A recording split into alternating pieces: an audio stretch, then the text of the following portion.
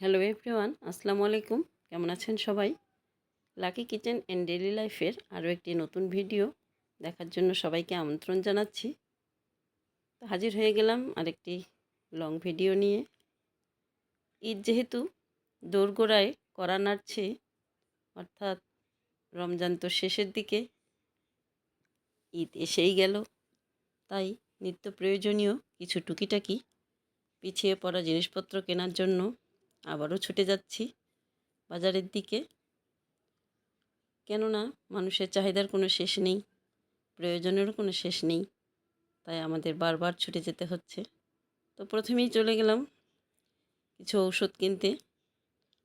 যে ঔষধ কিনবো সেই ওষুধ কেন জানি প্রতিটা দোকানেই পাওয়া যাচ্ছে না। ঘুরে ঘুরে এক দোকানে পেলাম। তো দোকানের ছেলেটি আমাকে রেখেই আবার অন্য দোকান থেকে সে ওষুধ আনতে গেল। এই ফাঁকে আমি একটু ভিডিও করে নিচ্ছিলাম। তো ঔষধ নিয়েই চলে গেলাম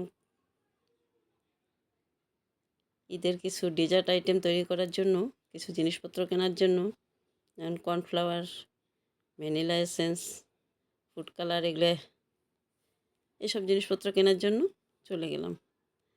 তো এগুলো হয়ে গেল টুকিটাকি কেনা। তারপরে চলে গেলাম কিছু কোকারিজের দোকানে।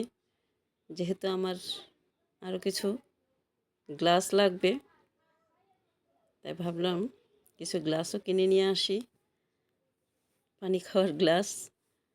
তো গ্লাস কিনতে গেলাম। এই যে এই গ্লাসটাই আমার পছন্দ হয়েছে বিধায়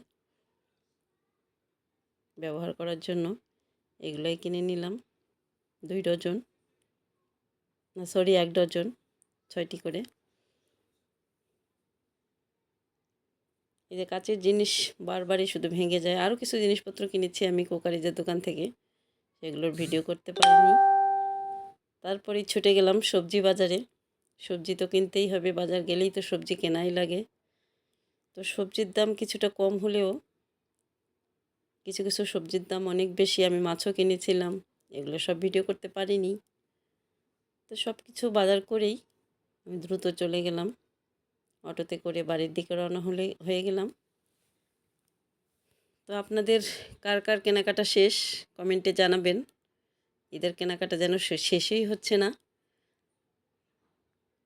আমার। আপনাদেরও কি একই অবস্থা? তো সবাই ভালো থাকবেন। আবারও নতুন কোনো ভিডিও নিয়ে হাজির হব আপনাদের মাঝে। আজকে এ পর্যন্তই। সবাই ভালো থাকবেন, সুস্থ থাকবেন। আল্লাহ হাফেজ। ধন্যবাদ সকলকে।